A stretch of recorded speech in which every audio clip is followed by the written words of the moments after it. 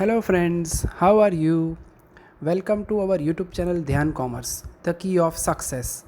Please like, subscribe, share and press bell icon for notifications. Thank you. जय माताजी students. बच्चों standard 11 statistics के अंदर लास्ट में हमने परम्यूटेशन को देखा था और आज हम देखने वाले हैं चैप्टर 6 का दूसरा हिस्सा जिसमें कॉम्बिनेशंस देखने वाले हैं, जिसका पहला लेक्चर बच्चों है कॉम्बिनेशंस, यानी ऑलमोस्ट अगर हम कहते हैं तो उसे हम कहते हैं सिलेक्शन। और जैसे परम्यूटेशन का नोटेशन एनपीआर है वैसे ही कॉम्बिनेशंस का नोटेशन होता है एनसीआर। तो सिलेक्शन कैसे करना होता है तो उससे रिलेटेड कुछ इंपॉर्टेंट पार्ट जो है उसकी फॉर्मूला है और उस हिस्सों को अभी हम समझने वाले हैं। तो अब हम देख लेते हैं बच्चों मीनिंग ऑफ कॉम्बिनेशन, जिसके अंदर ऑलमोस्ट परम्यूटेशन के जैसा ही काम होता है, but difference between permutation and combination is that in permutation we do arrangement while in combinations we do selection. So meaning में ज्यादा कुछ है नहीं, वर्ड्स थोड़े से बदल जाते हैं। That the total number of selection of r things out of n different things is called combination and it is denoted by NCR। यहाँ पे बच्चों जैसे NPR में 3-4 तरह से नोटेशन थे वैसे ही NCR में, but generally we use this common notation. और NCR में होता क्या है तो एग्जाम्पल बच्चों लेके मैं आपको समझाऊंगा आगे। हमने जैसे परम्यूटेशन में कहा था बच्चों कि अगर 3 पर्सन्स है A, B एंड C, ठीक है, अगर उनको हमें दो जगह पे अरेंज करना है वहां पे हम अरेंज कहते थे, ठीक है। फिर से मैं याद कराऊंगा तो that can be done by 3p2 ways, ठीक है, यानी कि उसका आंसर होता था 6। कैसे होता था तो ए बी देन ए सी, फिर हम लिखते थे बी ए बी सी, उसी तरह से हम लिखते थे सी ए एंड सी बी। तो ये 6 तरह से हम अरेंज कर सकते थे। यहाँ पे ऑर्डर में ए का पहले प्लेस पे होना और ए का दूसरे प्लेस पे, यानी ए बी एंड बी ए, वहां पे दो अलग अलग चीजें होती थी, दो अलग अलग अरेंजमेंट होती थी। अब जो है बच्चों अब हमें सिलेक्शन करना है, उसके अंदर याद रखेंगे हम ये चीज कि सिलेक्शन के अंदर ऑर्डर इंपॉर्टेंट नहीं होता है। यानी I want to select 2 person out of 3 person, so we can write it as 3C2। अब ये सिलेक्शन कैसे हो सकता है, यानी मैंने ए एंड बी दोनों को सिलेक्ट कर लिया तो ए बी अगर ऑप्शन कह रहे हैं तो उसमें पहला प्लेस दूसरा प्लेस सिलेक्शन में इंपॉर्टेंट नहीं होता बच्चों। तो उस लिहाज से हम बात करते हैं यहाँ पे तो बी ए जो है बी ए वो हम यहाँ पे इंक्लूड नहीं करेंगे, तो बी ए को कट कर सकते हैं। उसी तरह से ए बी के बाद अगर मैं ए सी ले रहा हूँ, ठीक है, तो ए एंड सी सिलेक्ट हो चुके हैं तो सी ए को सिलेक्ट करने की जरूरत नहीं है, यानी ये दो जा चुके हैं। सिमिलरली बी एंड सी को सिलेक्ट करते हैं तो बी सी, तो उसी लिहाज से हम कह रहे हैं सी बी को भी कैंसिल कर देना चाहिए। यानी टेक्निकली जो रिपीटेशंस हैं बी ए बी का रिपीटेशन बी ए हुआ, अरेंजमेंट में पहले प्लेस पे ए हो पहले प्लेस पे बी हो वो अलग बात मानी जाती है। वाइल इन कॉम्बिनेशन हम सिलेक्शन करते हैं तो आप गिन सकते हो 1, 2 एंड 3। तो टोटल हमें मिल रहा है आंसर में 3 तरह से 2 लोगों का सिलेक्शन कर सकते हैं। अगर आपके पास 3 पर्सन है and we want to select any 2 of them then we can do that by 3C2 ways, that is by 3 ways. तो अल्टीमेटली हुआ यहाँ पे क्या तो 3C2 के लिए हमने जो ऊपर परम्यूटेशंस तो जो थे वो तो है ही, डिवाइड क्या हुआ तो हमने रिपीटेशन जो है वो रिमूव कर दिए। टेक्निकली फॉर्मूला अगर हम बात करते हैं बच्चों तो हमारी फॉर्मूला होती है एनपीआर की, NPR is equal to NCR into r factorial. यानी अगर सीधा अगर मैं कहूँ जो फॉर्मूला अभी समझा रहा हूँ तो we can write it as NCR is equal to NPR divided by r factorial. और यहाँ पे आप देख सकते हो आर यानी 2 है तो 2 फैक्टोरियल से डिवाइड करेंगे दैट इज 6/2, यानी उसको देखते हुए हमें आंसर हमारा मिलेगा 3। तो ये हमारी पहली फॉर्मूला हुई बच्चों, फर्स्ट फॉर्मूला हम कह सकते हैं। और टेक्निकली दूसरी फॉर्मूला यानी ज्यादा कुछ है नहीं, एनसीआर इज इक्वल टू हम जो एनपीआर की पहले आगे फॉर्मूला समझ चुके हैं चैप्टर में वही है n into n minus 1 into n minus 2 और अप टू जाना है आपको 3 इंटू 2 इंटू 1, ठीक है। तो ये n फैक्टोरियल होता है डिवाइडेड बाय हम लिखते थे नीचे टेक्निकली जो वो पूरा हिस्सा है वही पूरी फॉर्मूला हम लिख सकते हैं, ठीक है। तो एनपीआर की फॉर्मूला जो होती थी हमारी वही पार्ट पूरा आप लिख सकते हो। एनपीआर यानी टेक्निकली एन फैक्टोरियल, अगर हम डायरेक्टली लिखना चाहे फॉर्मूला को, ये तो पूरा पार्ट हम परम्यूटेशन में समझ ही चुके हैं बच्चों। तो एनपीआर की फॉर्मूला जो है NCR is equal to we can write it as technically NPR के दो फॉर्मूला आप यूज कर सकते हो। पहला आप सीधा लिख सकते हो, पहला हिस्सा n-2 अप टू हम लिखते थे ना पहले में कि n-r+1 upon r factorial. Equivalently इसकी एक और फॉर्मूला भी होती थी n factorial upon n-r factorial, तो उसको मर्ज करते हैं तो हमारी ये दूसरी फॉर्मूला बन जाती है। इस फॉर्मूला की भी हमें कभी कभी जरूरत पड़ने वाली है। तो दो फॉर्मूला है, आप देख सकते हो। बेसिक ये फॉर्मूला रहती है, रिपीटेशंस जो है वो हम डिवाइड कर लेते हैं r factorial, technically r factorial यानी rpr, और यहाँ पे प्रैक्टिकली भी आप देख सकते हो कि जो रिपीटेड है उसको हमने क्या है रिमूव किया हुआ है। ठीक है, तो बच्चों अब छोटे छोटे कुछ इसकी प्रॉपर्टीज है उसे भी हम ऑब्जर्व कर लेते हैं। तो अब हम एक इम्पॉर्टेंट पार्ट देख लेते हैं जिसके अंदर हमें इम्पॉर्टेंट प्रॉपर्टीज देखनी है यानी कि रिजल्ट्स देखने हैं। मगर उसके पहले पास्कल्स ट्रायंगल जो कि हमें बाइनोमियल एक्सपांशन में भी यूज होगा उसे ऑब्जर्व कर लेते हैं बच्चों। वैसे आपको पता ही होगा कि स्कूल के अंदर जब हम एक्सपांशन देते थे सिंपली, तो उस वक्त आपको एक्सपांशन में ये फॉर्मूला याद होगी ही। ठीक है, हम वहां पे a+b² का एक्सपांशन देते थे। ठीक है, वो हम देते थे a² + 2ab + b²। इसमें जो ये कोऑफिशिएंट है, पहली टर्म का कोऑफिशिएंट 1, दूसरी टर्म का कोऑफिशिएंट 2, तीसरी टर्म का कोऑफिशिएंट 1, ये हुआ पावर 2 के लिए एक्सपांशन। वैसे ही बच्चों होल क्यूब यानी 3 पावर का भी हम एक्सपांशन देते ही थे, जो कि होता था a³ + 3a²b + 3ab² + b³। तो इसमें 4 टर्म्स अवेलेबल है कोऑफिशिएंट वाइज। a³ का कोऑफिशिएंट 1, सेकेंड टर्म में 3 एंड 1। वैसे अगर नॉर्मल एक ही पावर हो यानी एक्सपांशन की वैसे जरूरत नहीं पड़ती, तो a + b में कोऑफिशिएंट होते हैं 1 1। तो वैसे ही पास्कल जी ने एक ट्रायंगल रेडी किया है जिसमें पावर 1 के लिए हमारे पास कोऑफिशिएंट्स यहाँ पे आप देख सकते हो बच्चों। पावर 1 के लिए कोऑफिशिएंट्स जो है वो नेचुरली 1 एंड 1, जो हम यहाँ पे भी देख सकते हैं 1 1। पावर 2 के लिए 1 2 एंड 1, जो कि हम यहाँ पे देख सकते हैं। 3 के लिए 1 3 3 1, तो पावर के लिए अगर वैसे ही अगर हायर पावर का एक्सपांशन देना है बच्चों, तो वो 4 5 6 7 एंड 8 पावर तक का पास्कल जी का ट्रायंगल हमने यहाँ पे मेंशन किया हुआ है। तो बच्चों ये जो है एक्सपांशन वो यूज करने के लिए बाइनोमियल एक्सपांशन कहा जाता है जब दो टर्म्स का एक्सपांशन देना हो तो। और इसमें हमें एक और चीज भी ऑब्जर्व करनी है बच्चों, खाली हमें ये एक्सपांशन के लिए नहीं यूज करना है। टेक्निकली इसे हम कह सकते हैं 1c0, ये राइट साइड पे उसे कह सकते हैं 1c1, then we can say 2c0, this is known as 2c1, last में उसे कहते हैं हम 2c2। बाद में ये हम पूरा बाइनोमियल एक्सपांशन के सेशन में समझने ही वाले हैं, बट अभी इसकी जरूरत हमें कुछ इंपॉर्टेंट प्रॉपर्टी के लिए है, तो वो पार्ट मैं समझाना चाहूंगा। ठीक है, तो उसी तरह से आप देख सकते हो ये 1c0 है, ये 2c0 है, ये 3c0 है। ठीक है, अलग अलग जो पहली टर्म्स है 1c0 2c0 3c0, इसे कह सकते हैं 4c0 5c0, and in short सभी के लिए n की वैल्यू अलग अलग है। r 0 हो तो उनका आंसर 1 रहता है। उसी तरह से 1c1 2c2 3c3 वैसे 8c8 तक सभी के लिए आंसर जो है बच्चों वो हमें 1 मिलता है। तो अब उससे रिलेटेड जो है इंपॉर्टेंट कुछ प्रॉपर्टीज है वो हमें ऑब्जर्व करनी है बच्चों अब। तो वो प्रॉपर्टीज को अब हम देख लेंगे। ठीक है, हमारे पास जो इंपॉर्टेंट प्रॉपर्टीज ऑफ कॉम्बिनेशंस है उसका हिस्सा अब हमें खास देखना है, जिसका यूज करके हम कुछ एग्जाम्पल भी आज के सेशन में देखने वाले। ठीक है, तो वो इंपॉर्टेंट प्रॉपर्टीज में पहली प्रॉपर्टी है जो कि मैंने अभी अभी आपको एक्सप्लेन किया कि NC0 यानी NC0 इज ऑलवेज 1। टेक्निकली कहे तो 1c0 2c0 3c0 ये सभी जो लेफ्ट साइड वाले पार्ट है उसका आंसर 1 रहता है। उसी तरह से दूसरी प्रॉपर्टी जो है, दूसरा रिजल्ट है NCN यानी जो राइट बॉर्डर है ट्राइंगल की, उसमें भी आंसर हमेशा से 1 रहता है। तो वो पार्ट है और उसे हम फॉर्मूला से भी समझ सकते हैं बच्चों।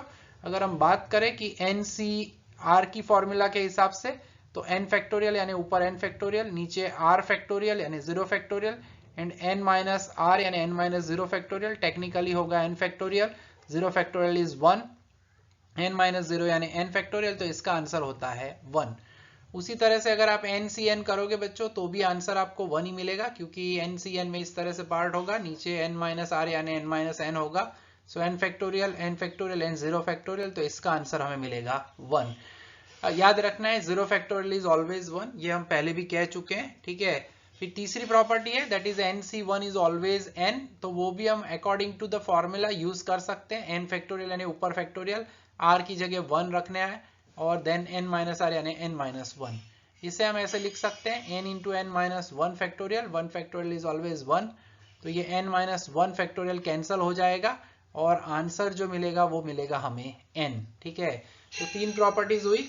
सभी के लिए इसी तरह से हम प्रूफ ला सकते हैं आराम से। NCn-1 इज n, इसके लिए भी अगर कहना है तो NCn-1 टेक्निकली ऊपर हम लिखेंगे n फैक्टोरियल, r की जगह पे n-1 है और n माइनस r करोगे तो माइनस साइन अप्लाई होगी, तो ये n-n+1 फैक्टोरियल हो जाएगा।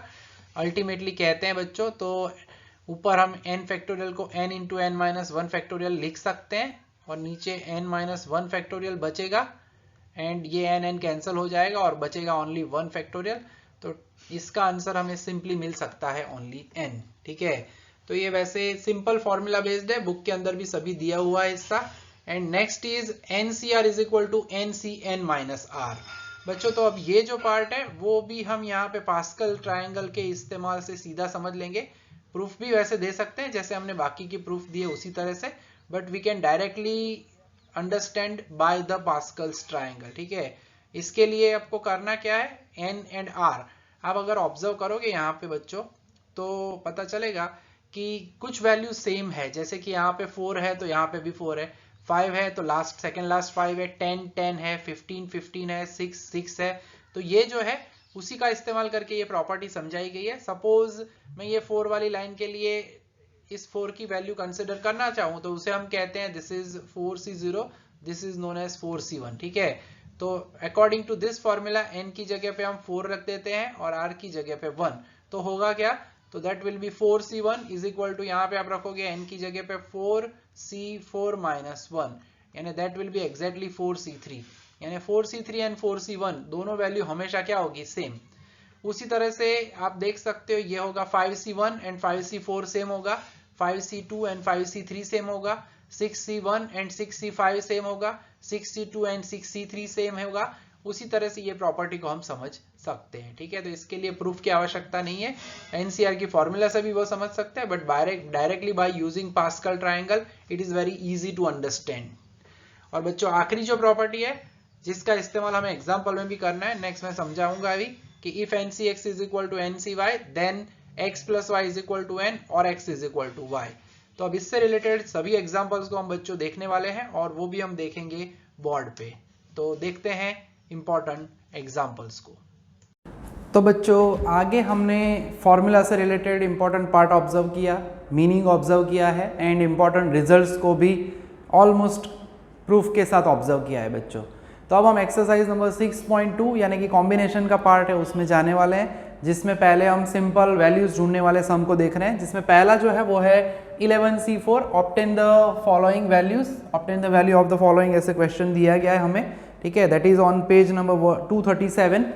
अब यहाँ पे हमारे पास NCR की अब दो फॉर्मूला अवेलेबल है बच्चों, कोई भी यूज कर सकते हैं। पहला है n-1 n-2 up to regular n-r+1 upon r factorial, first formula है ये हमारी। और दूसरी फॉर्मूला है जो कि फैक्टोरियल वाली है, जो हमें NPR में भी देख चुके हैं, परम्यूटेशंस में भी। सो इन दोनों में से कोई भी एक फॉर्मूला यूज कर सकते हैं। पहला समय ये दोनों फॉर्मूला यूज करके देखेंगे, फिर इजी तो पहली ही फॉर्मूला ही रहने वाली है। तो 11C4 पहले मेथड यानी सिंपली 11 से 4 स्टेप रिवर्स जाना है, 11 into 10 into 9 into 8 divided by करना है 4 फैक्टोरियल। ठीक है, तो बाय यूजिंग द कैलकुलेटर हम इसका मल्टीप्लीकेशन कर सकते हैं। तो टोटल आ रहा है 7920 डिवाइडेड बाय 24 4 फैक्टोरियल यानी, सो वो जो है आंसर हमें मिलेगा 330। अब दूसरा जो पार्ट है, दूसरी जो मेथड है वो है हमारा ये फॉर्मूला NCR वाली, यानी n फैक्टोरियल यानी 11 फैक्टोरियल, नीचे r फैक्टोरियल यानी 4 एंड 11 माइनस 4, तो ऑलमोस्ट आंसर तो उसी तरह से सेम ही आता है। अब इसमें थोड़ा सा हम परम्यूटेशन में भी देख चुके हैं बच्चों। सिंप्लीफिकेशन में 11 फैक्टोरियल से 7 तक हम जा सकते हैं, यानी we can write it as 11 10 9 8 into 7 factorial, और 7 फैक्टोरियल को कैंसिल करने का तरीका। अल्टीमेटली यही पार्ट हमें बाद में मिलता है बच्चों। सो आंसर तो वही आने वाला है 7920/24, दैट इज नथिंग बट 330। तो दो फॉर्मूला है, दो फॉर्मेट है, and we can observe that पहला फॉर्मेट ही इजी है, तो you can use any one of them, ठीक है। तो दो में से कोई भी एक फॉर्मूला हम यूज कर सकते हैं। तो बच्चों अब तीसरा क्वेश्चन जो है वो देख लेते हैं। वैसे हमारे पास बाकी प्रॉपर्टी वाले दिए हैं। दूसरा 9C0 इज ऑलवेज 1, चौथा है 8C8 is always 1 by using our result. Third जो है वो ऑब्जर्व कर लेते हैं 25C23।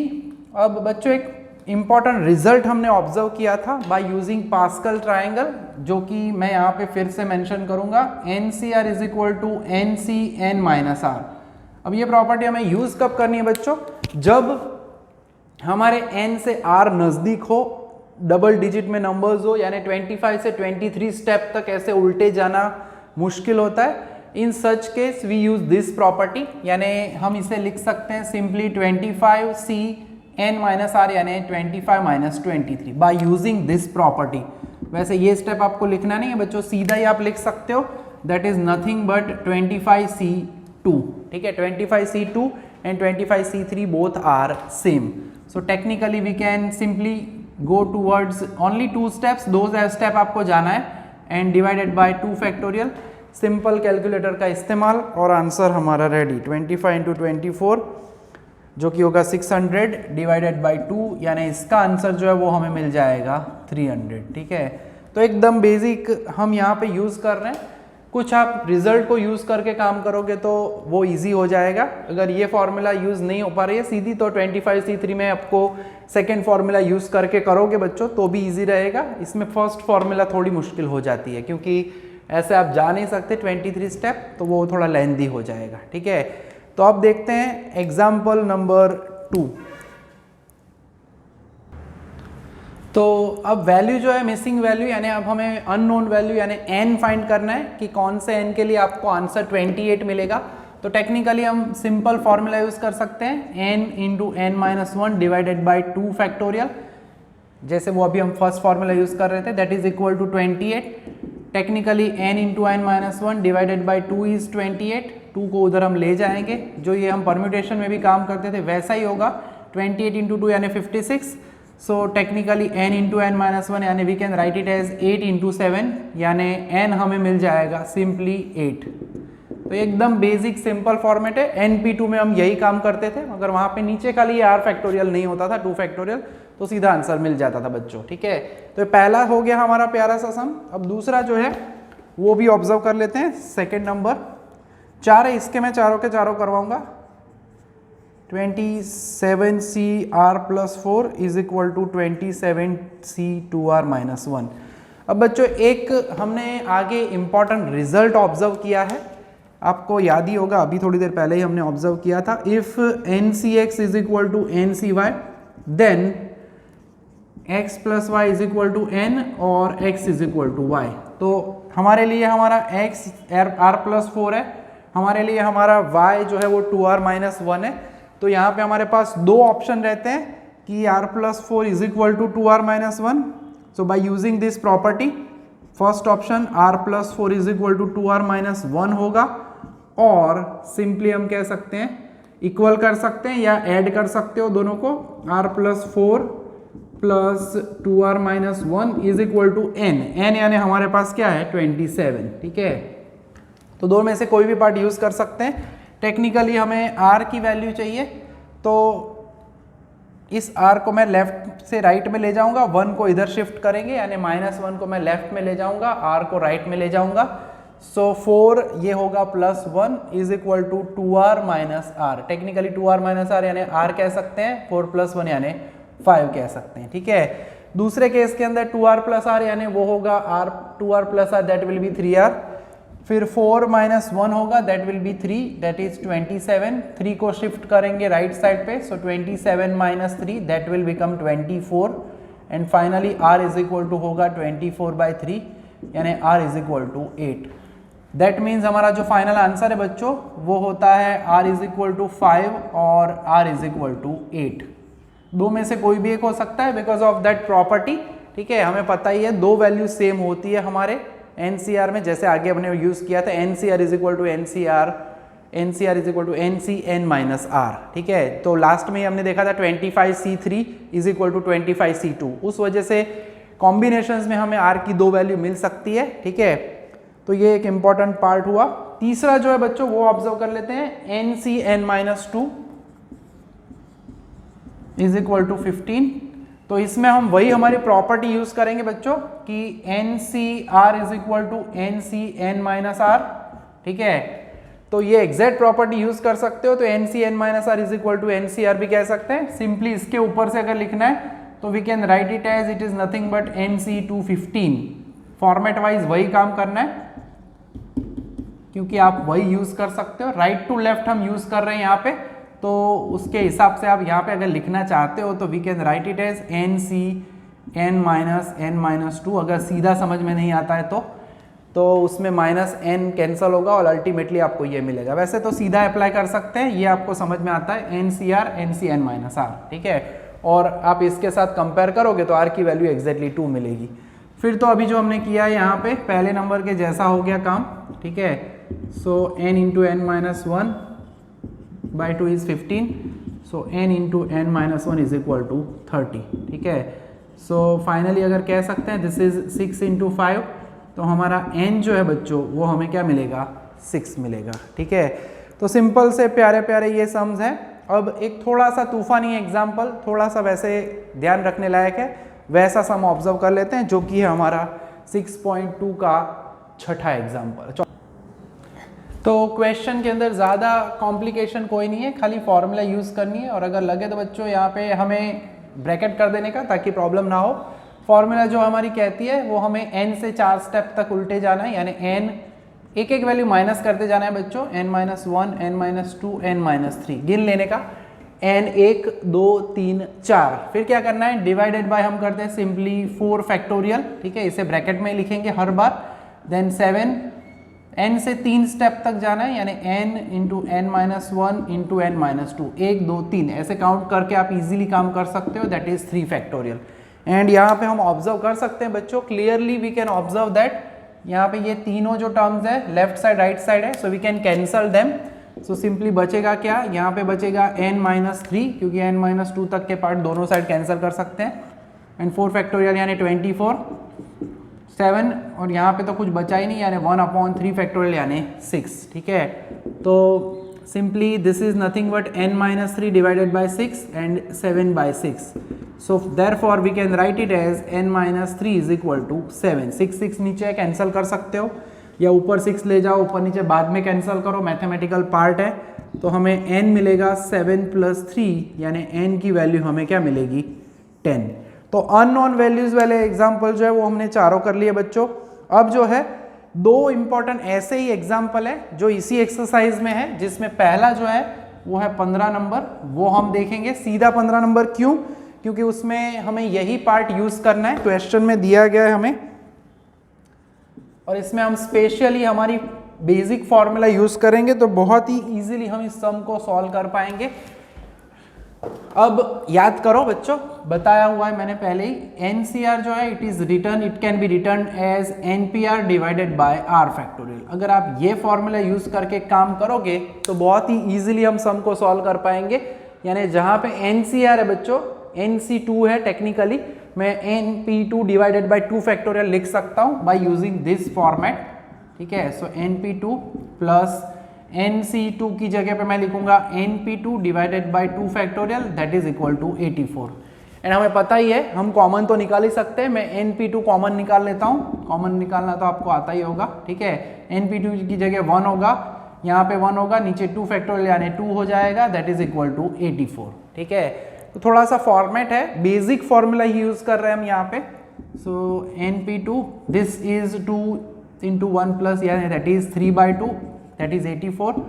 Finally NP2 is equal to 84 into हो जाएगा 2/3। ठीक है, तो सिंपली मल्टीप्लाई एंड डिवाइड कर लेते हैं, 84 इंटू 2 168 डिवाइडेड बाई 3, यानी ये जो है आंसर वो हमें मिलेगा 56। अब बच्चों खास ध्यान रखना है, कोई भी फॉर्मूला में हमने वो फैक्टोरियल वाला कोई भी पार्ट नहीं यूज किया, फिर भी फटाफट आंसर मिल जाएगा because of the basic formula. ठीक है, अब NP2 का मीनिंग क्या है वो तो हमें याद रखना है, यहाँ पे खास गड़बड़ ना हो, फैक्टोरियल डिवाइड नहीं करना है, परम्यूटेशन है, सिंपली 2 स्टेप तक जाना है आपको, is equal to 56 and as we know 56 होता है 8 इंटू 7, जो कि हम आगे ही देख चुके हैं। ठीक है, सो डायरेक्टली अगर कहे तो n की वैल्यू हमें क्या मिल जाएगी, 8 मिल जाएगी। ठीक है, तो बहुत ही सिंपल पार्ट बन जाता है अगर आप बेसिक फॉर्मूला यूज करते हो बच्चों यहाँ पे।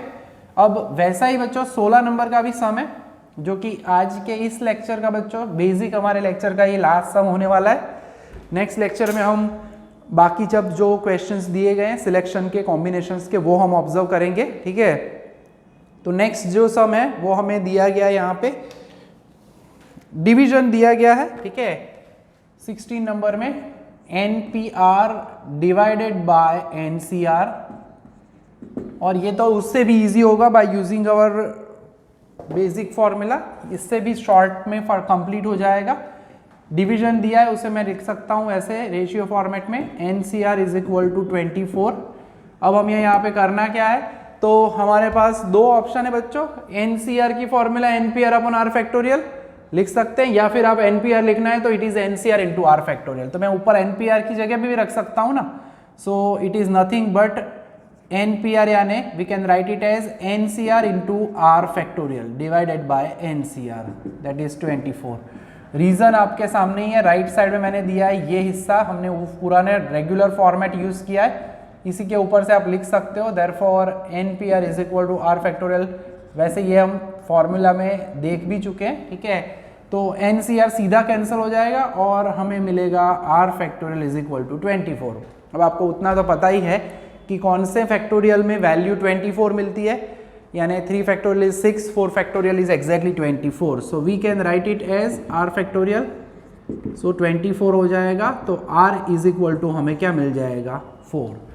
तो बच्चों आज का सेशन बहुत ही इंपॉर्टेंट रहा, क्योंकि हमने इसमें मीनिंग देख लिया कॉम्बिनेशंस का, उसकी इंपॉर्टेंट फॉर्मूला को ऑब्जर्व कर लिया, ऑलमोस्ट यूज भी कर लिया है सभी को, जो इंपॉर्टेंट रिजल्ट्स है उनको भी यूज करके एग्जाम्पल्स को देखा है। ठीक है, नेक्स्ट सेशन में बच्चों हम बाकी के जो एग्जाम्पल्स है उनको ऑब्जर्व करेंगे। ठीक है, तो आज के सेशन में यहाँ तक का काम रखेंगे। जय Mata ji, thank you and take care.